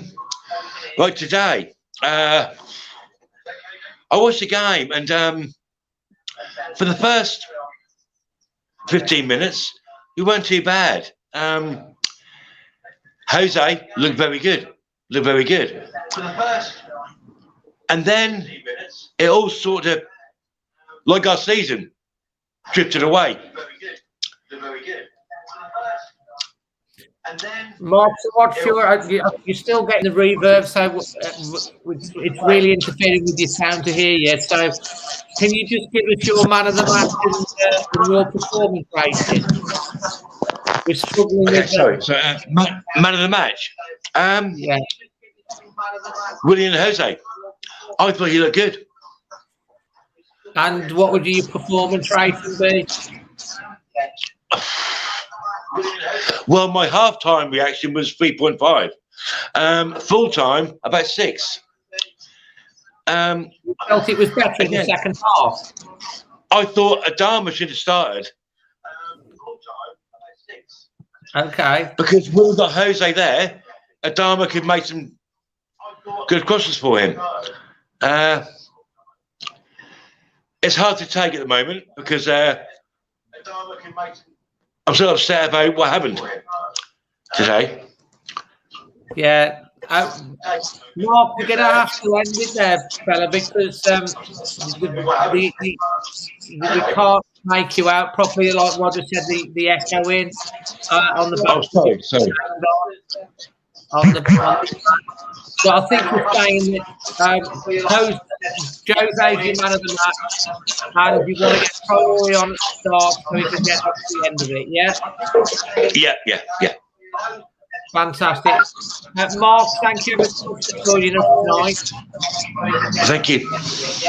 You take care, Amy and Dave. Thank you. Made some great points. Take care, mate. Take care. So that was Mark. I'm sorry about the sound quality. I don't know what happened there. I think he got the music on and we couldn't really make it out. So if you're listening on the podcast, I'm sorry about that. We would have liked to have got more of Mark, but it was hard to hear him. Next on, we've got Minnie, Amy and Dad. Not on so early today, so they're right towards the end to give their points. Hello, guys. Welcome back. Hello. She's got her dressing gown on. I want my dressing gown on. I'm wearing them because it makes me feel better after the game. Oh. How are you guys? Not a good game. Not enthused today, unfortunately. Not enthused. Shall we try and be positive about, because we've had quite a lot of analysis of the game. So should we try and look towards Arsenal and what you'd like to see differently for the Arsenal game? Okay, yeah. Raya, do you want to? So the changes I will make for the game is I'd take Martinho out because he hasn't been up to his standards, and put Neves in because he has been much, much better. And I think he would definitely make an improvement with the team.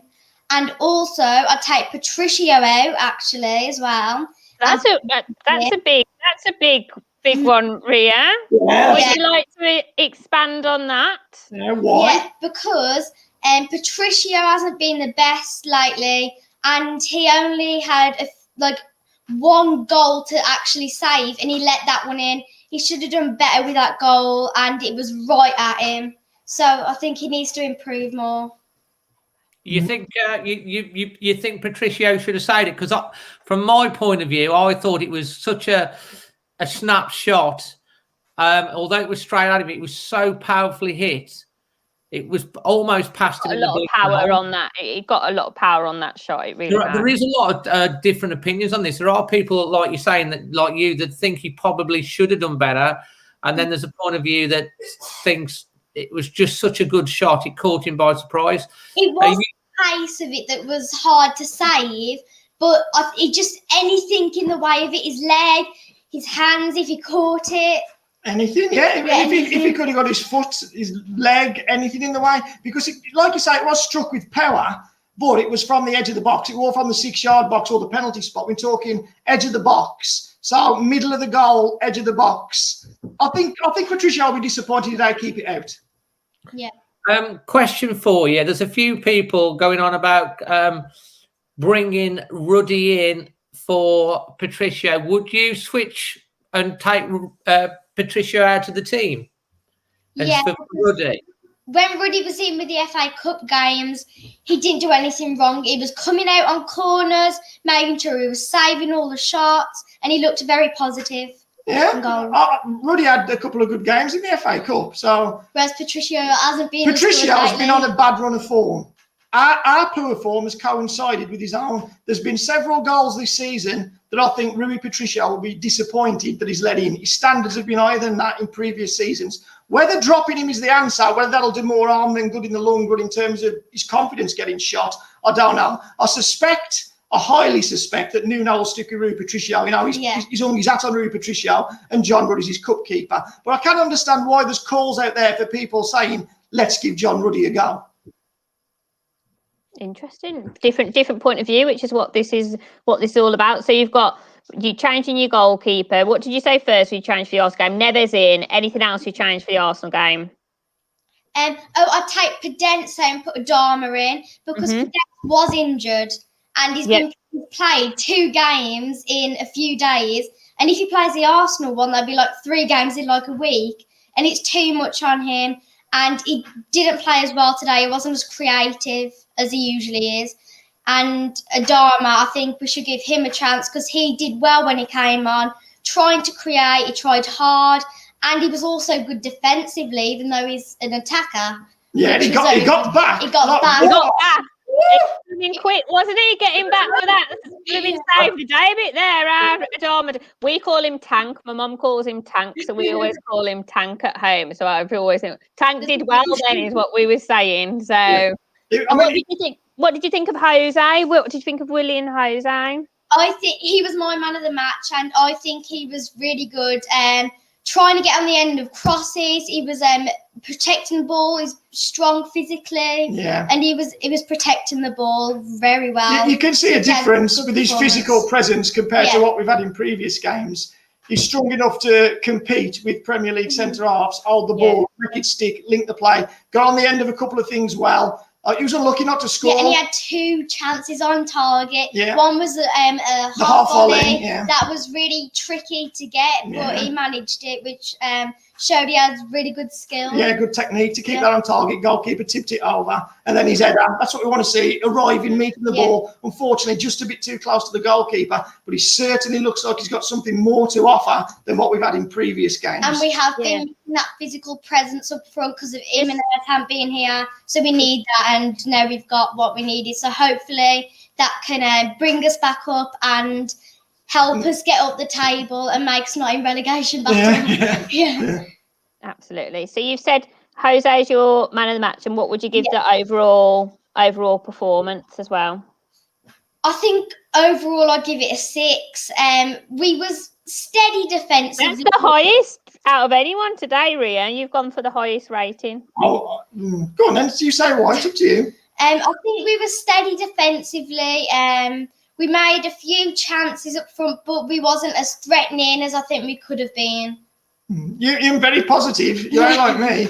I'd go more on the lines of 4 because they're just too many players are underperforming. Too many players are not hitting the levels that they need to be. And if you have today, including subs, you're talking 6 or 7 players who below what they should be.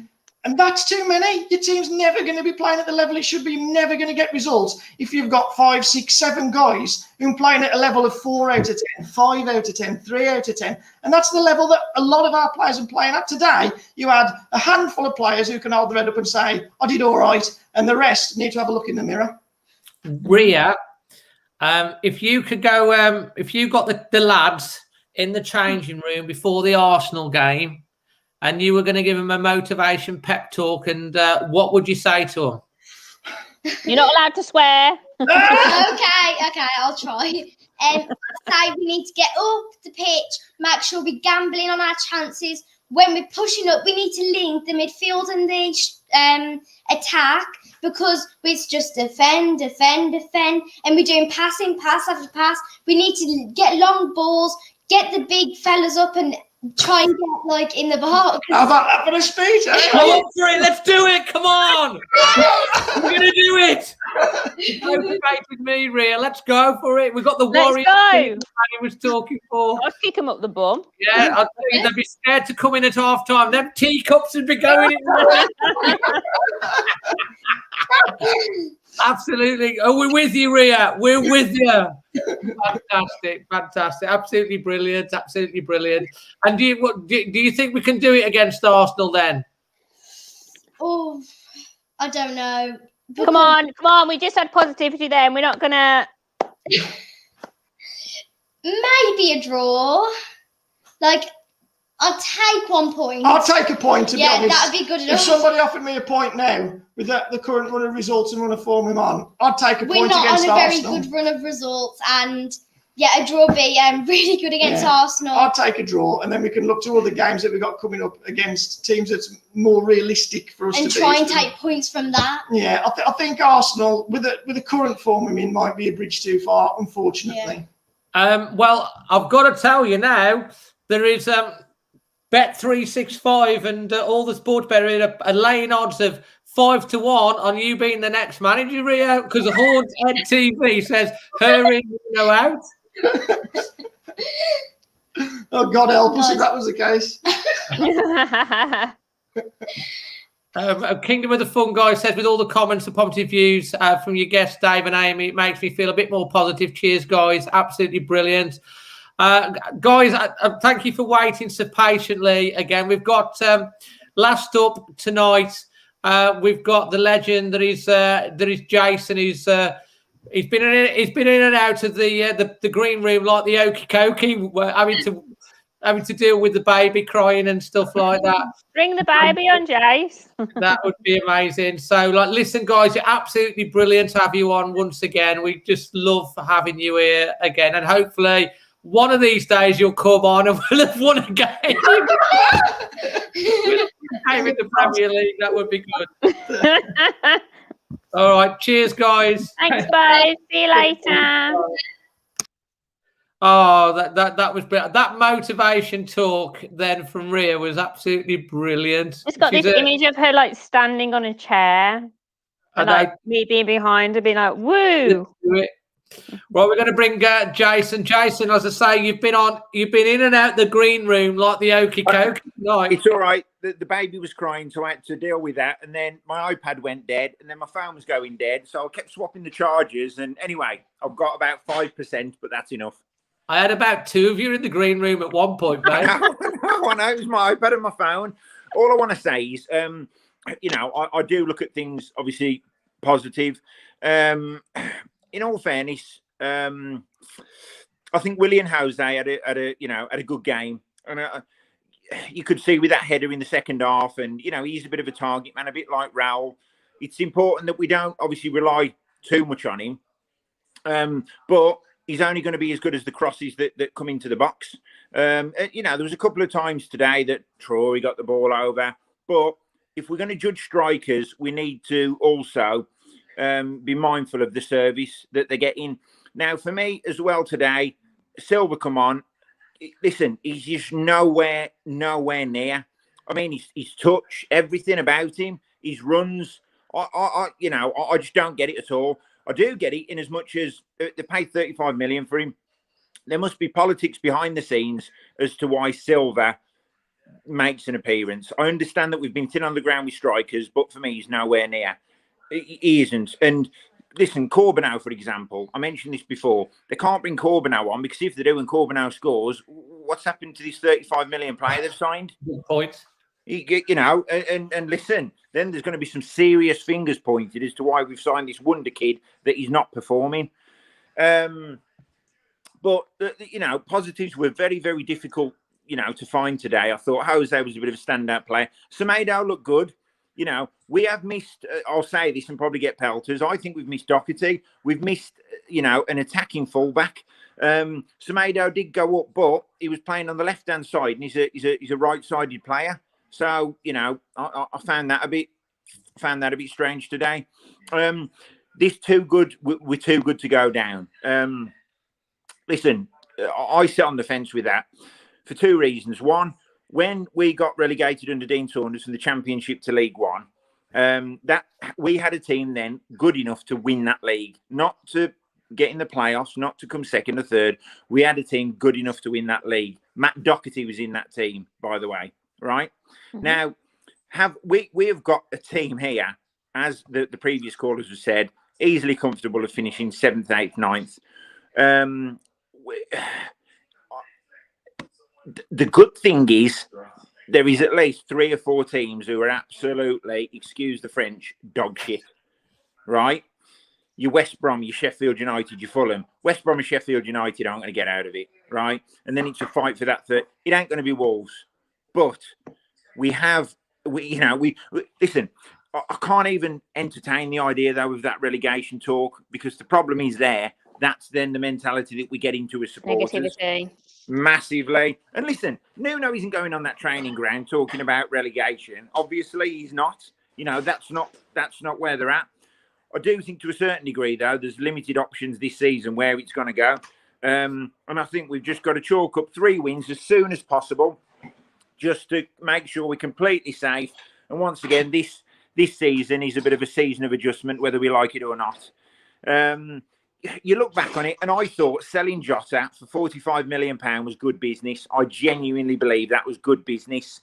Now I look at it and think it's still good business, £45 million for the money we've made on him. But when we've put 35 million on Silva, that is the worst piece of business this club could have done. Because let me tell you something, with Jota up front, we had an outlet, which we haven't got now. We've got a player who can change a game like that. So, listen, I've tried to find the positives today. It's been very, very difficult. I'm hoping Jose is going to come in and make the difference. I thought today he got in some good positions, very good positions. We can't expect too much of him right now, but he's a target man, but he's only going to be as good as the crosses that come into that box. I think you make some really good points, doesn't he, Amy?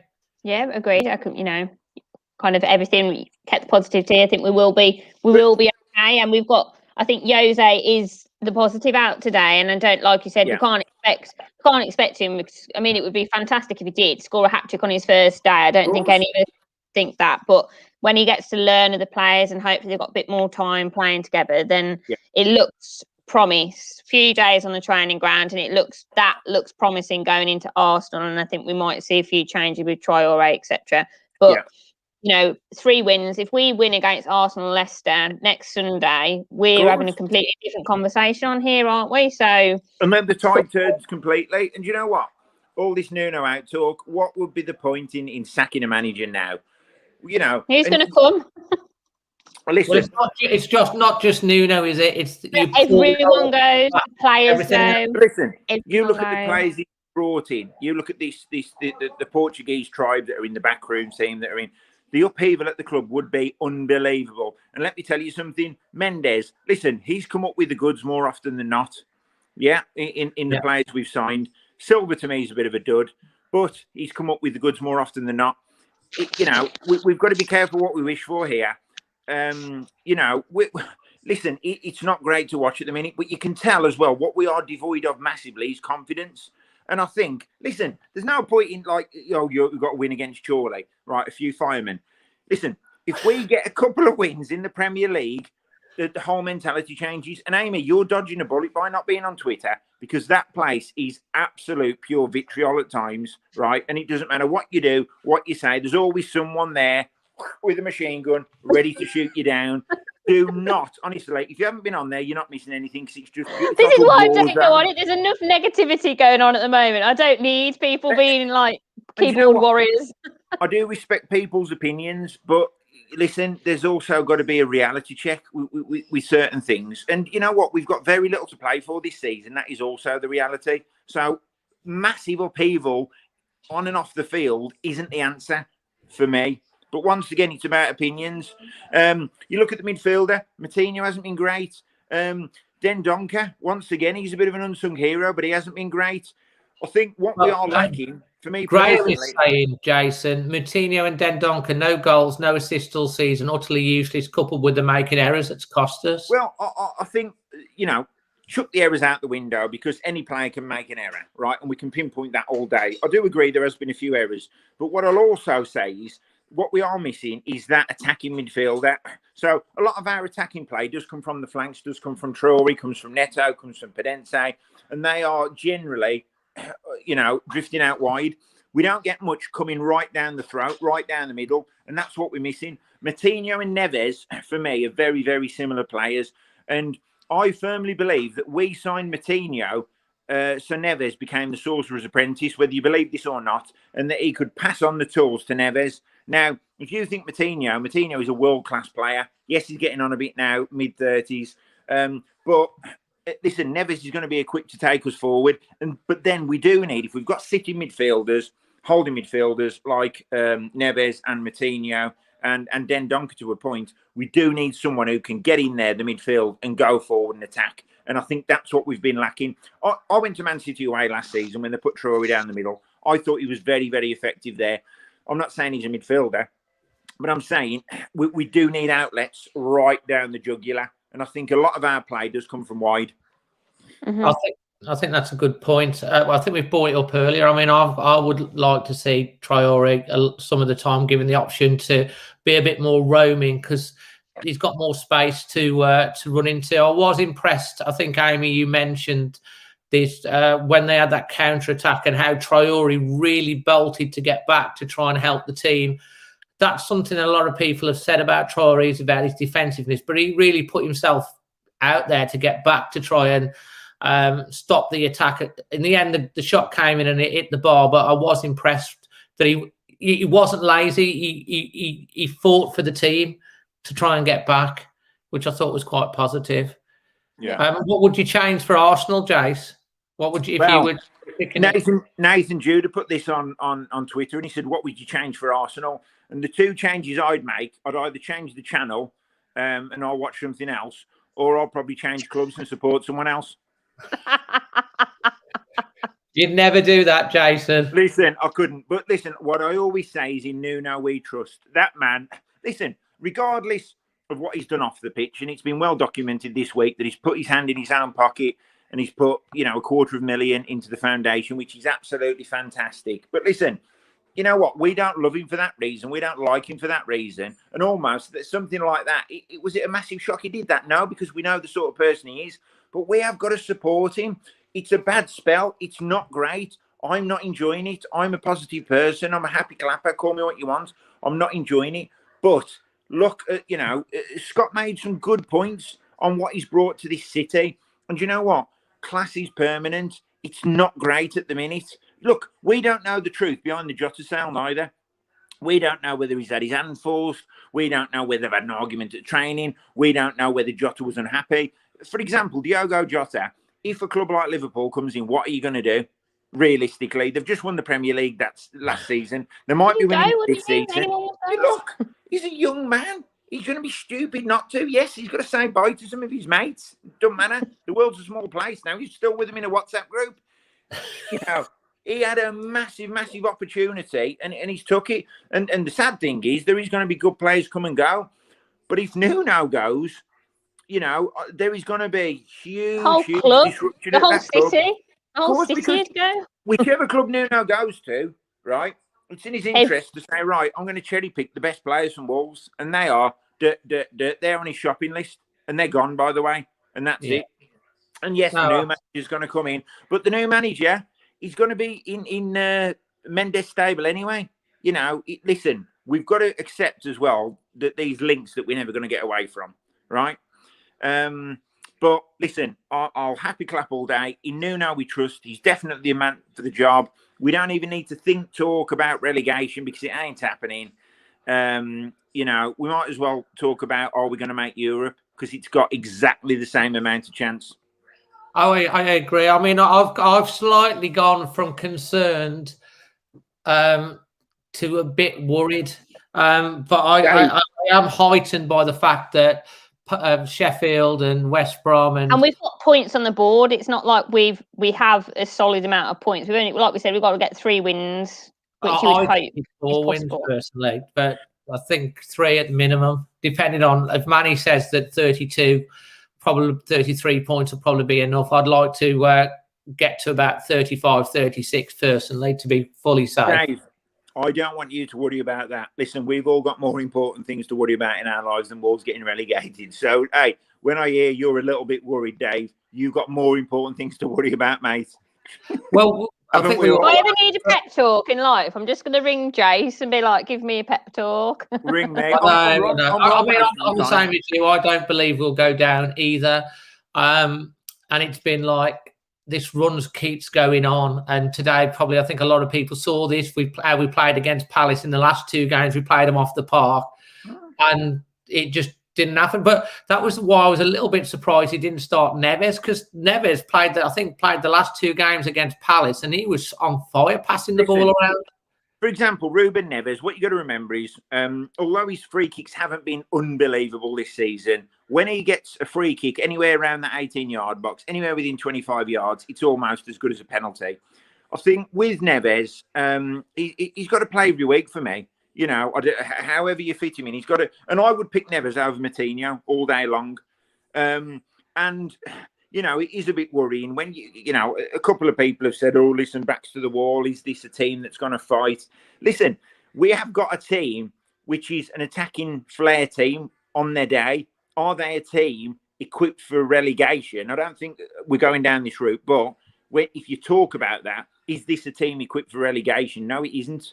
It isn't. Listen, you know, if it is backs to the wall and we've got to get a win, there's going to be, you know, there's going to be some panic. It's not going to come to that. But we are an attacking team. We are a top half team. We know that. But the confidence in that, you can see, is so low. You can just see it. Yeah. I'm hoping that what will happen is like what's happened at Arsenal, because they were on a very similar run for a long period of time, and they got that win, and then they've gone on. From that, they've kicked on. It's like they got that off the back, and then they've kicked on, and now they're pushing up. I mean, I think that's what Wolves need. I think we need to win anyhow, any way that we can. Just get a win. Well, though, it'll be like it'll be a, what do they call it? Chain reaction, won't it? They'll win 1 and they'll probably win 3 on the bounce. I genuinely think that. I think once they've got that confidence, listen, football's a massive, massive confidence game. Look, if you look at that team, look at the ability in that team. João Moutinho, 100-odd caps for Portugal. You just look at the whole squad. I can name player after player after player. Rui Patricio, Cody, whatever, right? They're low on confidence.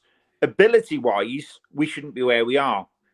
Now, the reason, I'll go back to when we got relegated to League One. It's a completely different team, completely different era, completely different manager.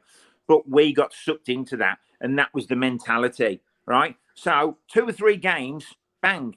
Like you said, quite right, 2 or 3 wins. It's a completely different story.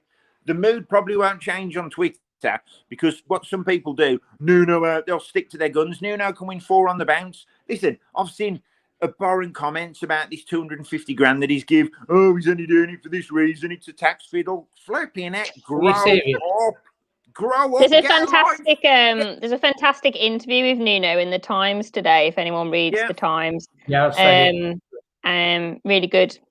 If anyone kind of wants to think about his philosophy and the way that he does things at the club as well. Listen, the same people who moan about Nuno giving 250 grand to charity, the same people that wouldn't give £2.50 to charity. Now, I do fundraising, as you know, and the problem is some people do point the finger, oh, what's he doing that for? Because they think there's an ulterior motive to it. Let me tell you something, the problem lies with them, not the people that are trying to do good by others, and that is a fact, by the way.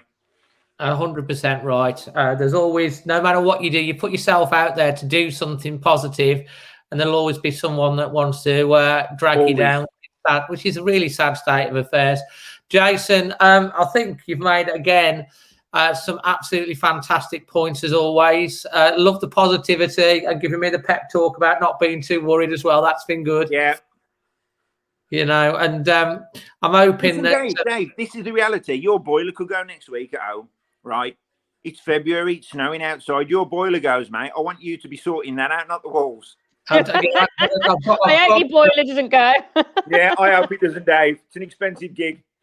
I've got a thing with Baxi, one of these things that come out and fix it. Oh, boiler care, that's all right then. Yeah, that's it. So I'm sorted.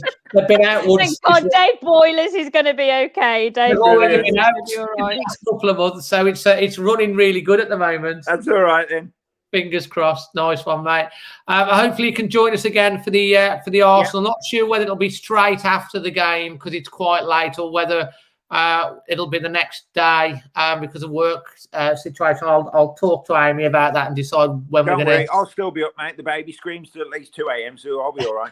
Get the baby on one day. Yeah, I'll try and get the baby on against Arsenal. Actually, she'll be awake. Oh. Oh, fantastic, Jason. Thanks ever so much for joining us again. And we'll see you on the man of the match.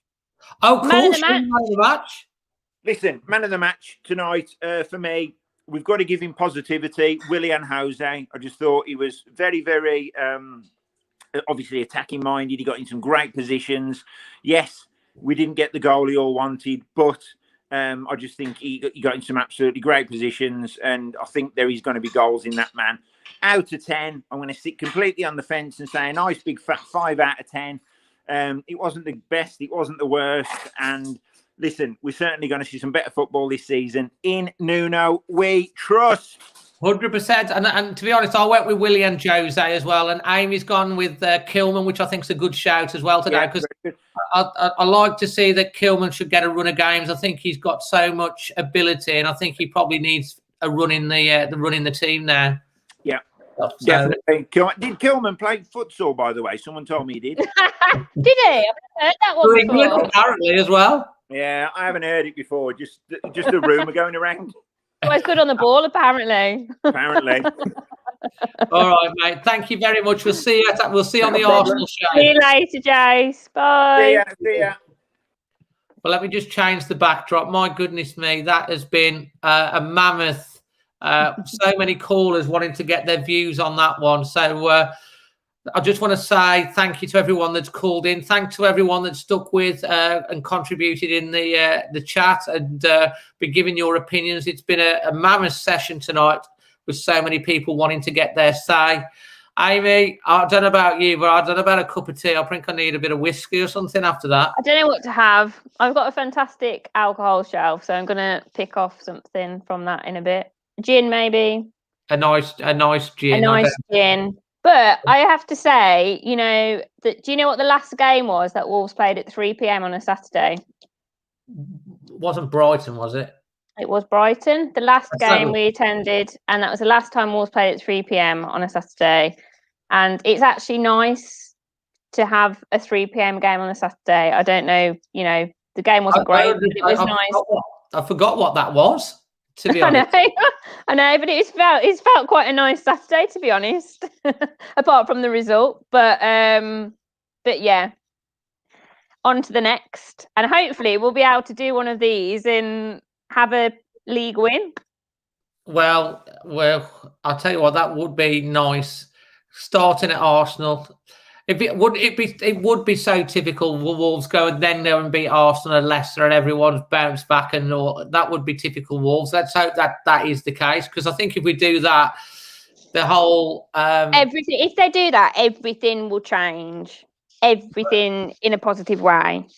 Yeah. So I mean, if there's one team we can go and beat, is Arsenal, and I think I'm going to be on. We're going to on my match preview. I'm going to have Robbie from Arsenal Fan TV. That's going to be joining me live for the match preview, and I'm going to be doing something on Arsenal Fan TV as well. So it'd be an interesting one to talk to him about how he sees this one as well ahead of the game, because I think the Arsenal fans are going to be quite confident.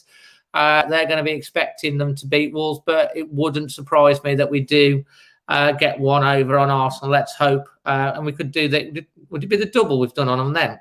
We would, yeah, because it was obviously the Jimenez game. Okay, well, I think that's us done. If you watch, obviously, on YouTube, thank you. If you're listening onto the podcast, leave it a rating, leave your comments in the description below, and join us on the next one for the Arsenal Extra Time. We'll let you know when that is going to be. Make sure you got your bell notifications on for all the updates. And until the next one, Amy, from you and myself, always Wolves. Always Wolves. See you, everyone. Bye.